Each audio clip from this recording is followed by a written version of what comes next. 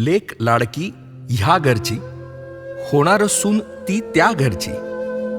मुलीचं आणि तिच्या आई वडिलांचं आयुष्यच बदलणारा प्रसंग म्हणजे मुलीचं लग्न. सुखानं रडवणारं, दुःखात हसवणारं, नवी नाती जोडणारं लग्न. अहो, लग्नाचे रीतिरिवाज, चालीरीती म्हणून आपण अनेक गोष्टी करतोच, पण या गोष्टी करताना छोट्या छोट्या गोष्टी मात्र दुर्लक्षित राहतात. अनेक प्रश्न अनुत्तरित राहतात आणि सम वाईज आर अनआन्सरेबल. अशाच अनुत्तरित प्रश्नांची उत्तरं शोधण्याचा हा एक भावनिक प्रयत्न. इदम न मम कीदम मम, लेकीचे हळवे क्षण जपणाऱ्या बाबाची कहाणी. भावनांकन शिल्पा मदाने. सादर करते संदीप मदाने. अरे संदीप, मधूचं लग्न ठरलंय रे. दरवाजातून आत येण्याआधीच अमरनं ही गुड न्यूज जवळपास ओरडून सांगितली. एकुलत्या एक मुलीचं लग्न ठरल्यामुळे माझा मित्र अमर आणि त्याची पत्नी अंजली खूप एक्सायटेड होते. एंगेजमेंट, लग्न, त्यासाठी कार्यालय, हॉल, केटरर्स, गुरुजी, विधी. काय करू, कसं करू, कुठून घेऊ, एक नाही 1000 प्रश्न पडले होते त्याला. ऑब्वियस आहे, अहो मुलीचा बाप मुलीचं लग्न ठरलं की टेन्शनमध्ये येणारच. आणि म्हणूनच तो आज खास माझ्याशी बोलायला आला होता. माझ्याही एकुलत्या एक मुलीचं, सायलीचं लग्न 2च वर्षापूर्वी झालं होतं. त्यामुळे माझ्या प्रॅक्टिकल एक्सपिरियन्सचा त्याला फायदा होईल हे गृहीत होतं. चहा पाणी चालू असताना मी त्याला म्हणालो, अमर, आता तू ज्यांना ज्यांना भेटशील ना, ते सगळेच तुला मुलीच्या वडिलांनी लग्न कसं लावून दिलं पाहिजे, देवाणघेवाण, आहेर, मानपान, कुठला हॉल चांगला, तिथे सोयी कशा आहेत, कुठल्या केटरर्सचं जेवण चांगलं आहे, ह्यासारख्या अनेक व्यावहारिक गोष्टी तुला सांगतीलच. गुगलवरचे रिव्ह्यू नक्की रेफर कर. मीही सायलीच्या लग्नातल्या कॉन्ट्रॅक्टर्सचे, सर्व्हिस प्रोव्हायडर्सचे सगळे नंबर्स तुझ्याशी शेअर करतोच. ॲब्सोल्युटली डोंट वरी. पण त्याहूनही महत्त्वाच्या काही गोष्टी मी तुला सांगणार आहे, पण त्या मुलीच्या लग्नानंतरच्या, ज्या कधीच कोणीच सांगत नाही, शिकवतही नाही आपल्याला. अरे मुलीचं लग्न, तिचा संसार हा आपल्यासाठी काही 2-4 दिवसाचा कार्यक्रम नसतो रे, वर्षभर चालतो. कदाचित आपलं आयुष्यभर चालणारा एक हा सोहळाच आहे. आता हे काय नवीन, ह्याची चिंता अमरच्या चेहऱ्यावर मला स्पष्ट दिसत होती. अमर, अरे उगाच टेन्शन घेऊ नकोस रे, सगळं छान होईल. पण अनुभवातून तुला मी जे सांगणार आहे ना, त्यामुळे निश्चितच लग्नाच्या व्हिडिओ किंवा फोटोजमध्ये कॅप्चर केलेल्या मेमरीजपेक्षा खूप संवेदनशील क्षण, त्या आठवणी तुमच्या आयुष्यात राहतील. आणि एक रिक्वेस्ट, मी सांगतो त्याचा शब्दार्थ घेऊ नकोस, मतितार्थ घे. म्हणजे त्यात काय कन्सिल्ड आहे ते समजून घे, काय म्हणायचंय ते लक्षात घे. मधूचं लग्न कर, सगळं तुझ्या पद्धतीने कर, मनापासून मनासारखं. अमर, अरे तळ हातावरच्या फोडाप्रमाणे नाही रे, नाजूक फुलाप्रमाणे जपलेल्या लेकीला दुसऱ्याच्या स्वाधीन करताना जीवाची किती तगमग होते मी अनुभवलंय रे. मुलीच्या लग्नानंतर आपण आहोत तिथंच, त्याच घरात राहतो. आपलं रुटीनही फारसं डिस्टर्ब होत नाही, बदलतही नाही. पण मुलीचं, अरे लग्न झाल्यावर मुलगी वेगळ्या घरात जाते, तिची आयडेंटिटीच बदलते. घरदार, आजूबाजूची माणसं, शहर, कदाचित देश सुद्धा बदललेला असतो. तिची सगळी दुनियाच बदलते रे. तिच्या मनात काय चालू असेल, तिच्या मनात ती केवढी न दिसणारी वादळं चालू असतील, हे कुठे सगळं आपण विचारात घेतो.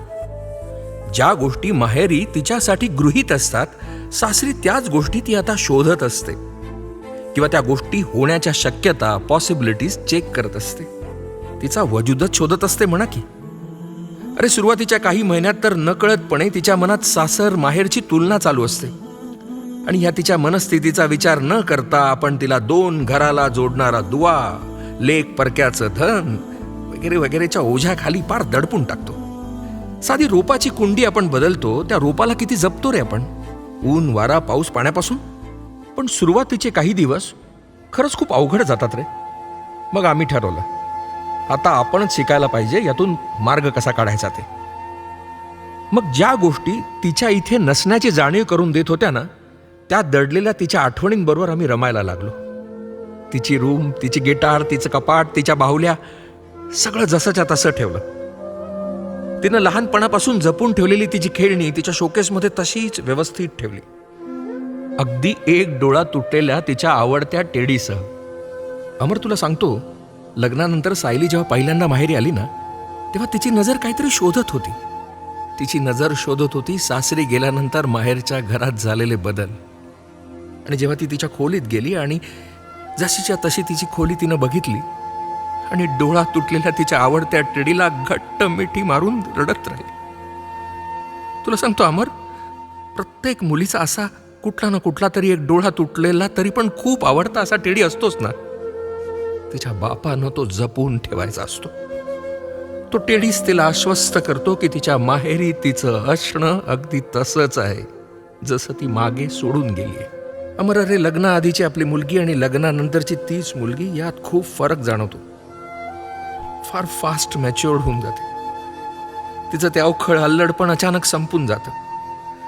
अरे हे ट्रान्सफॉर्मेशन खूप अचानक घडतं, अगदी 180 डिग्रीजमध्ये. आणि हे कोणी सांगतच नाही आपल्याला.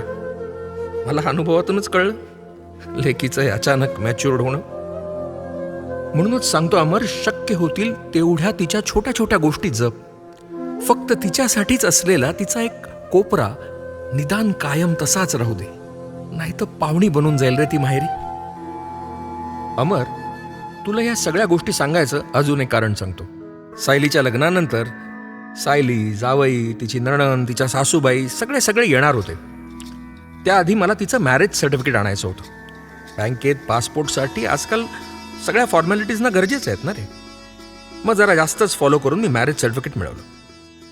पण तुला सांगतो अमर, ते मॅरेज सर्टिफिकेट मी जेव्हा सायलीच्या हातात दिलं, तिच्या डोळ्यात पाणी दिसलं रे. मला वाटत होतं मी तिला सर्टिफिकेट देतोय, पण तेव्हा हे नव्हतं वाटलं की मी तिच्याकडून काहीतरी गोष्ट परत घेतोय, काढून घेतोय. मी काढून घेतली होती तिची आत्तापर्यंतची ओळख, तिचं माहेरचं आडनाव. तिच्या डोळ्यातल्या पाण्यानं मला हे जाणवलं.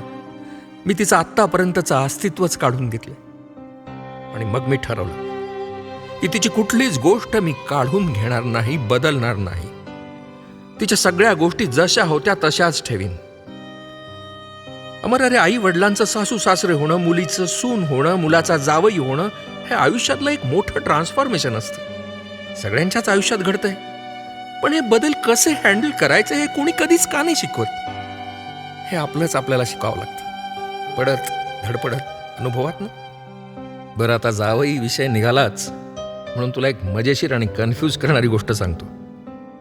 जावई आहे तो, त्याला जावयासारखं ट्रीट केलं पाहिजे असं म्हणणारे जावई हा मुलासारखा असतो हेही तितक्या अधिकारवाणाने सांगतात.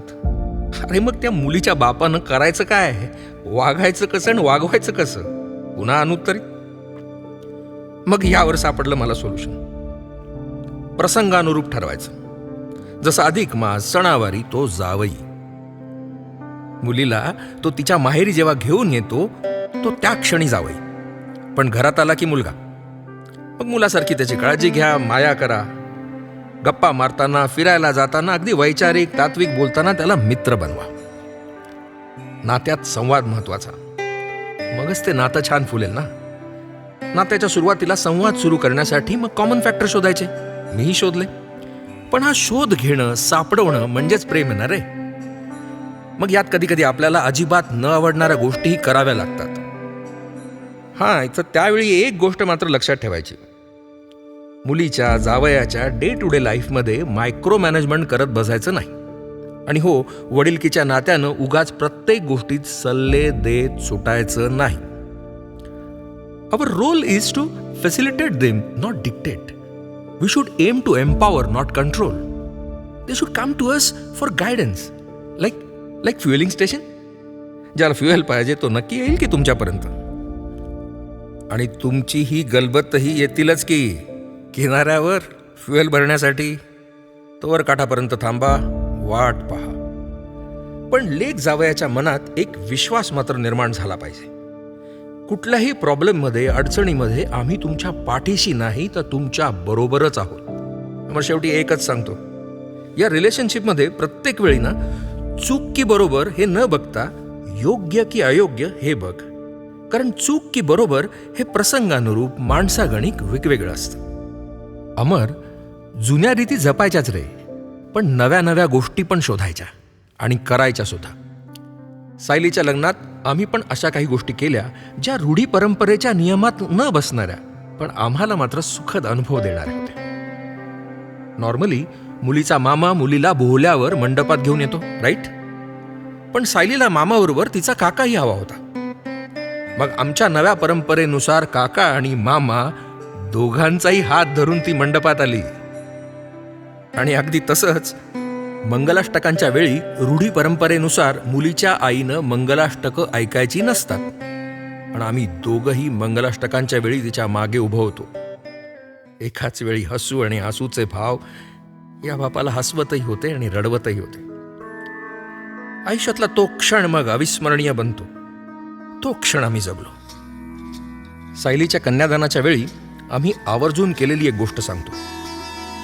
गुरुजींनी सांगितल्याप्रमाणे आम्ही इदम न मम म्हटलंच, पण पुढच्याच क्षणी त्या दोघांचे हात हातात घेऊन आम्ही दोघंही म्हणालो इदम मम. लेकीला देण्याऐवजी आम्ही लेकच मिळवला. रसिको, कसला विचार करताय? काय पटतंय की नाही? तुम्हाला काय वाटतं? लग्न मुलीचं असो वा मुलाचं, आपण असे क्षण जगायला जपायला पाहिजेत ना? आपल्या या मैफिलीच्या कमेंट बॉक्समध्ये असे जपायचे क्षण नक्की मांडा. आणि तुमच्या ओळखीतल्या उपवर मुलीच्या आई वडिलांना या व्हिडिओची लिंक जरूर पाठवा. माझं काम एक विचार तुमच्यासमोर मांडणं आणि त्या विचाराला प्रवृत्त करणं. अशाच आगळ्या वेगळ्या मैफिली करूयात. वेगवेगळ्या विषयांचा बुफे मांडूयात. आवडेल त्या विचारांचा, विषयाचा मनसोक्त आस्वाद घेऊयात. नावडेल ते सोडून देऊयात. तुम्ही सुचवा की काही विषय. तुमची मतं, तुमचे दृष्टिकोन मांडा की कमेंट्समध्ये. आणि हो, महत्त्वाचं राहिलं, कंटेंट आवडला असेल तर लाईक केला असेलच. तुमच्या मित्रांना, मैत्रिणींना, नातेवाईकांना नक्की शेअर करा. आणि आपल्या सर्वांतर्फे या मैफिलीत सामील होण्याचं आमंत्रण जरूर द्या. अहो, त्यांचे काही वेगळे विचार असतील तेही समजतील. बरं, जाता जाता बेल आयकॉन नक्की प्रेस करा, कारण कुठलाही फिक्स टाइम झोन नसणार आहे व्हिडिओ पोस्ट करायचा. बेल आयकॉन प्रेस असला म्हणजे कसं तुम्हाला ऑटोमॅटिक नोटिफिकेशन मिळेल आपल्या नव्या मैफिलीचं. सो सायोनारा रसिको, सायोनारा. फिर मिलेंगे एक आगळा विषय आणि एक वेगळा दृष्टिकोन घेऊन.